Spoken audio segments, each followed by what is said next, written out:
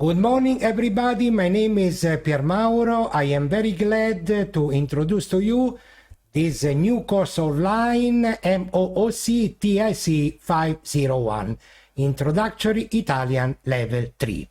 Before we continue, I have to remind you that before studying this course offline, you have to attend the two previous courses, Mooc Tic401 and Mooc Tic451.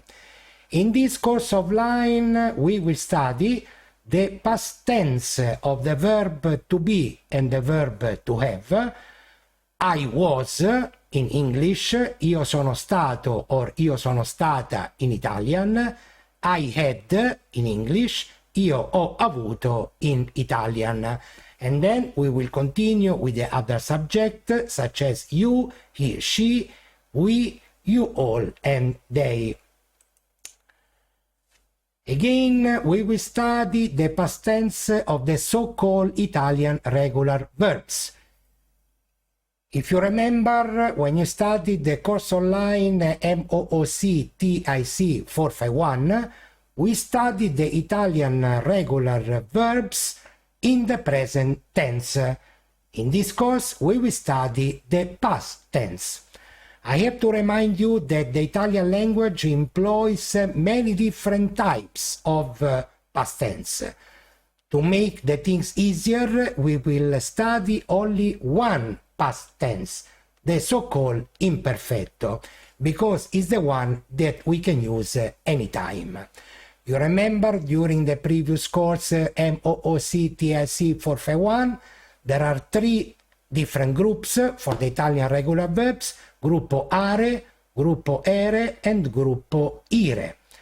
We use the past tense when we refer to past time, such as yesterday, in Italian ieri, or 2 days ago, in Italian 2 giorni fa. Again, we will study the future tense of the verb to be and to have. In English, I will be; in Italian, io sarò; English, I will have; in Italian, io avrò. And then again, we will continue with the other subjects, such as you, he, she, we, you all, and they. Again, we will study the future tense of the so-called Italian regular verbs, the three different groups: gruppo are, gruppo ere, gruppo ire. We use the future tense when we refer to future time, such as tomorrow in English, domani in Italian, tra or fra 2 giorni in Italian, in English in 2 days, tra or fra 3 mesi, in English in 3 months. Tra and fra in Italian have the same meaning. We will study also 4 important irregular verbs: potere, sapere, dovere, and fare. Potere and sapere in English are both translated with the verb can. Dovere means must, and fare means to do. We will study also the so-called reflexive verbs.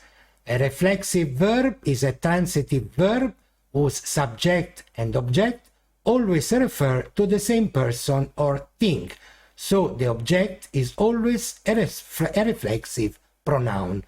Examples of these reflexive verbs: I enjoy myself, you are introducing yourself, he stopped himself.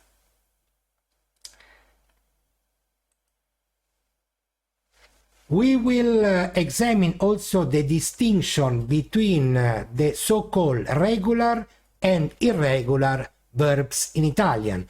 To give you an example, mangiare, that means to eat, is a regular verb, while sapere, that we can translate in English with can, is an irregular verb.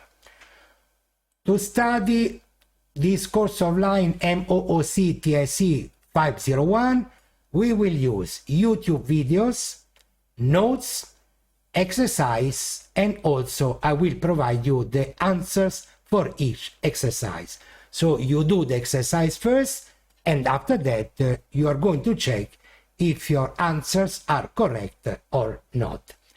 I hope you will like to follow this course of line Mooc Tic501, and happy study! See you again!